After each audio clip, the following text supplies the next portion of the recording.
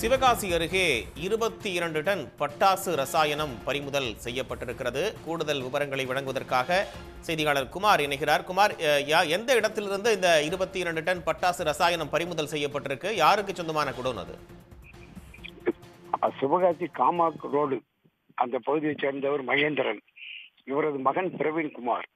இவர்கள் இருவரும் கூட்டாக சிவகாசி அருகே தாயில்பட்டி என்ற கிராமத்து அருகே ஒரு பெரிய அளவிலான பட்டாசு, அதாவது பேப்பர் குழாய், அதாவது பட்டாசு மூலப்பொருள் பேப்பர் ஃபேன்சி பட்டாசுக்கு தேவையான அந்த குழாய், அப்புறம் பட்டாசு தயாரிக்க தேவையான வெடி உப்பு அரவை நிறுவனம் அப்படின்னு சொல்லி வச்சு நடத்தி வர்றாங்க.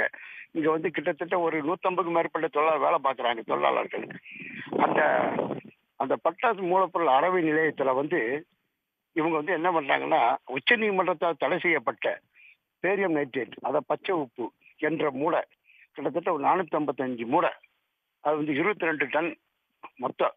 அது எடை கொண்டது. உச்ச நீதிமன்றத்தால் தடை செய்யப்பட்ட பேரியம் நைட்ரேட் அந்த கிட்டங்களை இருப்பு வச்சிருக்காங்க. இது குறித்து தகவல் அறிந்த வருவாய்த்துறையினர் சிவகாசியில் உள்ள பட்டாசு மற்றும் தீப்பெட்டி தொழிற்சாலைகள் ஆய்வு தனி வட்டாட்சியர் திருப்பதி தலைமையிலான வருவாய்த்துறையினர் காவல்துறையினர் நேரில் சென்று அங்க ஆய்வு மேற்கொண்டு அந்த 22 டன் எடை கொண்ட உச்ச நீதிமன்றத்தால் தடை செய்யப்பட்ட பேரியம் நைட்ரேட் மூளைகளை பறிமுதல் செய்து விசாரணை நடத்தி வருகின்றனர். விவரங்களுக்கு நன்றி குமார்.